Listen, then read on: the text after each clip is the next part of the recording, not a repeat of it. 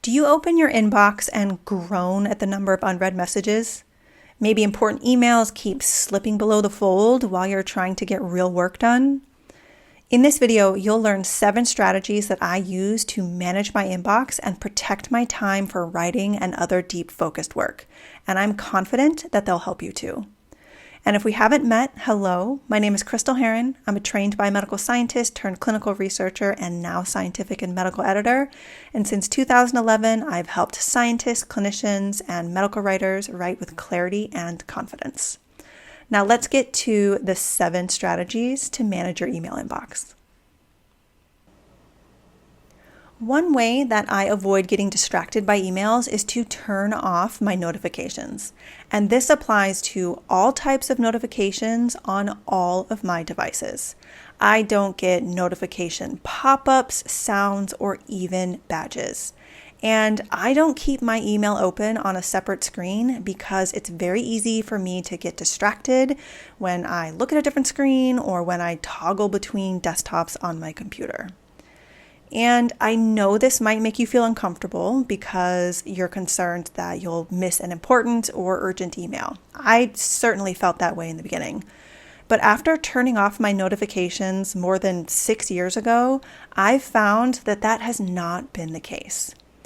Now, if I am expecting something urgent, I will keep an extra eye on my inbox. And I do tell people that if something is truly urgent, call me and I will answer my phone, as long as I'm not in a meeting. But I honestly have yet to receive a phone call with something that is truly urgent. So I encourage you to try turning off your notifications for a few weeks to see what happens. A few days is not enough time because it takes time to adjust. But a few weeks is enough time to get past the initial discomfort, build a habit, and really see how something works for you. Now, because I don't have notifications turned on, I don't check my email continuously during the day. Instead, I check it continually throughout the day at times that I've scheduled in my calendar. And one of those times is usually not first thing in the morning, which is when I often do deep focused work. It's usually a few hours into my workday. That way I don't get distracted by other people's priorities before my own. And I can easily lose a lot of time replying to emails during my best time to do deep focused work. So I learned about this strategy of not checking your email first thing in the morning in the book 21 Days to Inbox Zero. Although I don't follow the exact recommendations in this book, it was a great 21-day process for me to challenge myself and change my habits around my inbox. And in case you want to check out the book, I'll add a link to the description box. So rather than keep your inbox open all the time, block time in your calendar to manage your inbox. Another way that I manage emails in my inbox is to set up filters or rules. And I think that this strategy is one of the most underrated tools in email platforms. They may take a few minutes to set up, but they can be so helpful for managing your inbox. For example, I have a filter that sends all newsletters to a separate folder. And that way I don't get distracted by newsletters when I need to respond to other important emails. And when I want a break, I grab a cup of tea or a snack, hop to that folder, and catch up on those newsletters. Now, there are a few newsletters that I receive that are more timely or time sensitive, so those ones I continue to get in my inbox so that I can see them as soon as they arrive. But the great thing is that you can choose which emails get filtered in whatever way that works best for you. And it might take some experimentation, but it's well worth the time to set up a system that works for you. Another strategy I use is to unsubscribe from email lists. Ruthlessly unsubscribe from email lists. For example, if I find that I'm not interested or getting value from a newsletter anymore, I unsubscribe. Time is our greatest asset, and I don't want to spend time deleting newsletters or marketing emails that I'm no longer interested in. And you might think that just deleting the email only takes a second or two, so why bother? But when you receive many of these emails, those seconds quickly add up to hours over time. For me, as soon as I receive an email from someone that I know I don't want to receive another email from, I immediately unsubscribe. And if I ever find that I want to start receiving those emails again, I can always resubscribe.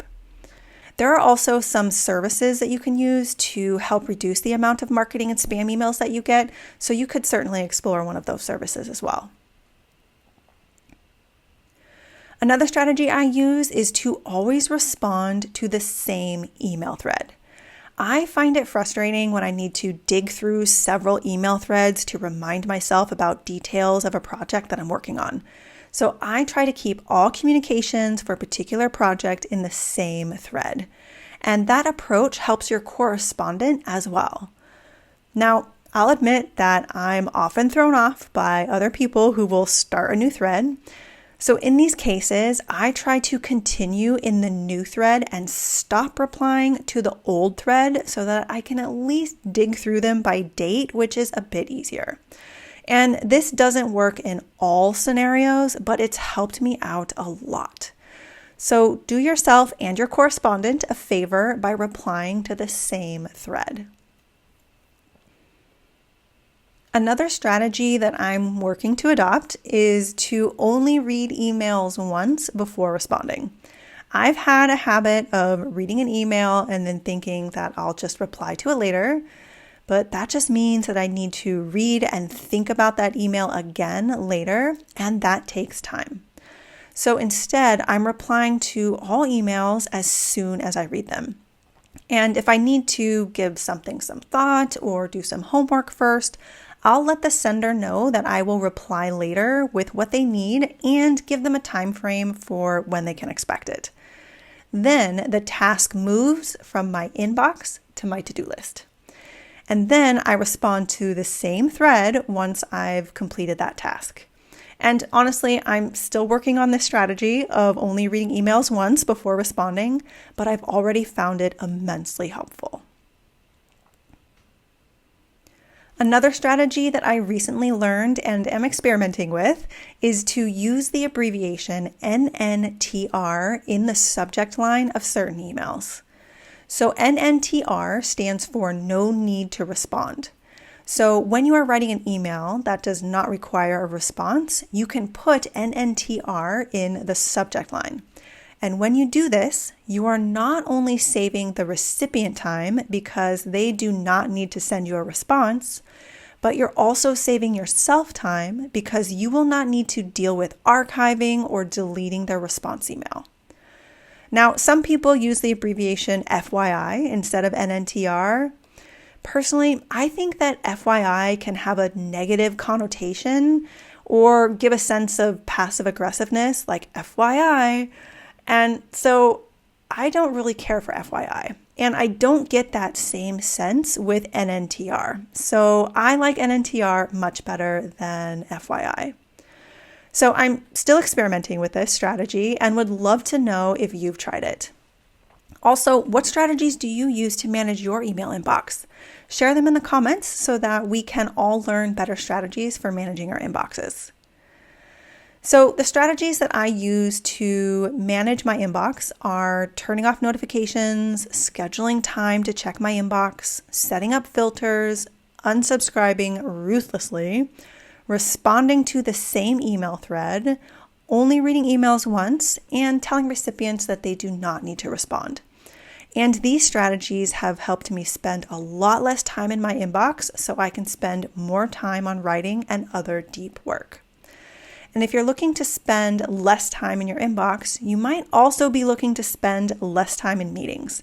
So at the end of this video, I'll add a link to a video about how you can optimize your meetings so you can spend more time on deep work. And if there's something in particular that you'd like to learn more about, let me know in the comments. Thank you so much for watching. Have a wonderful day, and I hope to see you in the next video.